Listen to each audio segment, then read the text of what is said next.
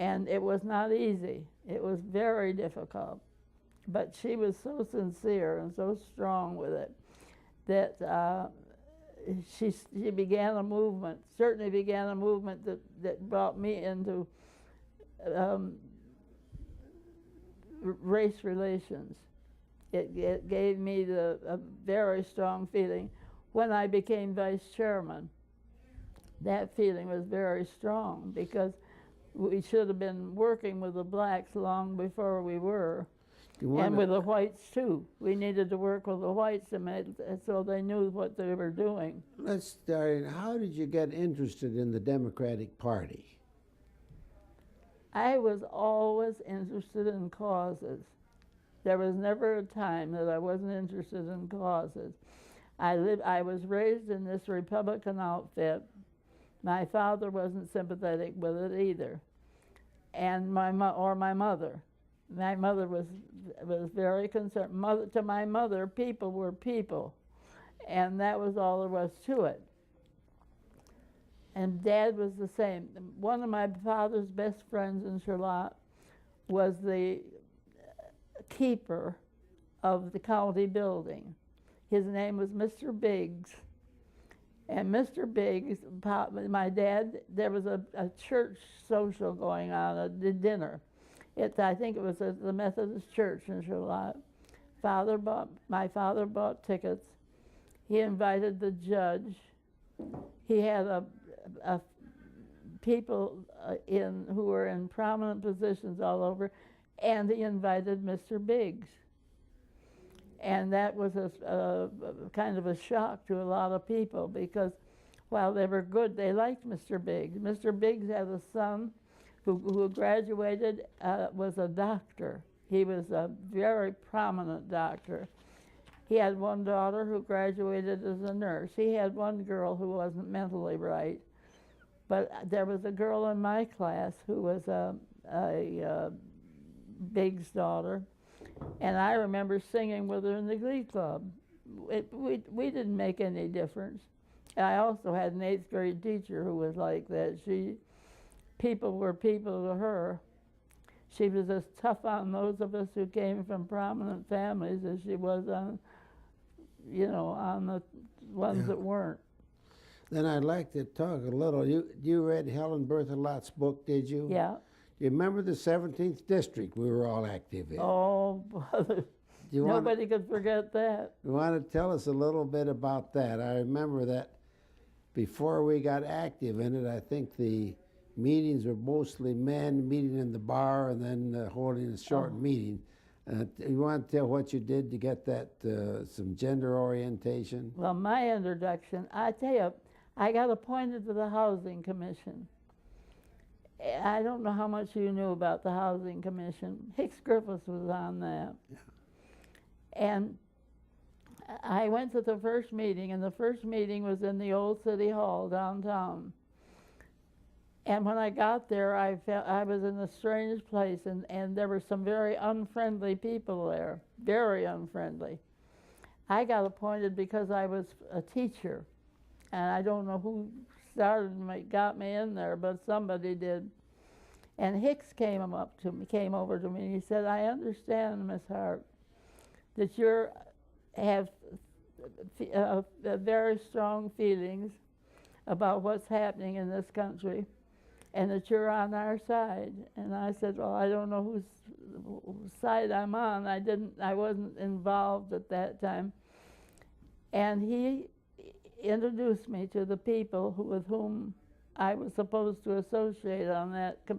Well, I was glad to, because the communists in those days were raising the old. Everybody was supposed to be a communist, of course, and they were throwing things at us.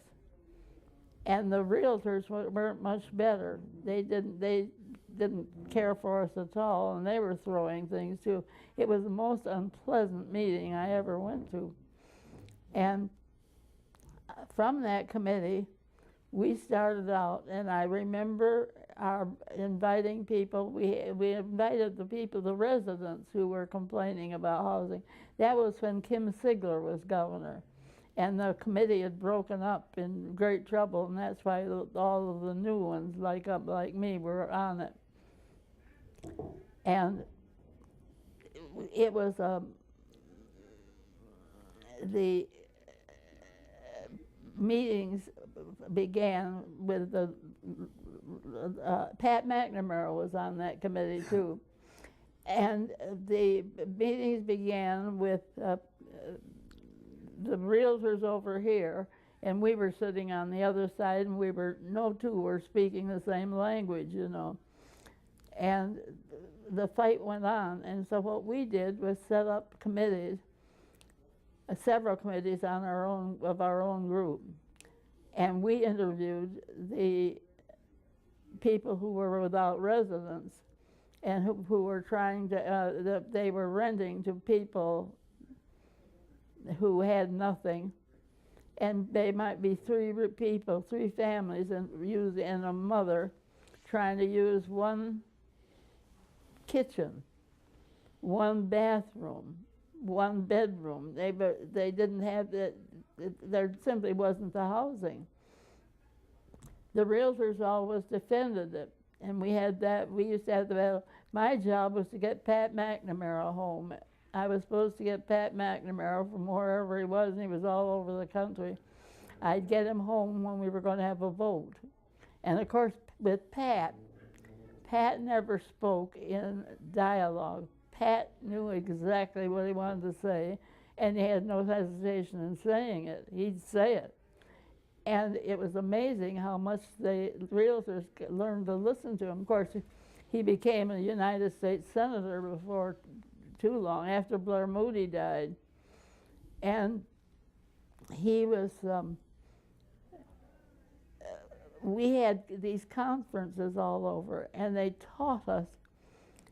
You would never believe that people in a city like Detroit lived under the conditions so many of these renters lived under. Then if they didn't pay right on the time, they were dumped. You know, they were dumped right on the city, and they were having to go out and find places to stay all night. So I learned from that. And I knew where my friends were, I knew where the people were who wanted. That made a very strong Democrat of me. I had all the makings of it to begin with, but that showed me where it was. And then you ran for precinct delegate, is that correct? Oh, yes. You want to tell about that? Well, Hicks was very interested in men and Williams, and Hicks invited me, Francis Comfort. You remember Francis? Yes, teachers union. He came over and invited Francis Comfort and me to have lunch with him and Menon. And he took us to a little French restaurant downtown. You know where the cars turned around? Yes. Well, it was in that area. And it was downstairs, and Menon, he introduced us to Menon. And we went down and we had lunch. And I remember that Menon handed his onions to anybody who would. It was very informal, a very informal lunch, but a very pleasant one. And I just liked him right off the bat. Hicks knew I would. I just liked him immediately. And so it was from there on.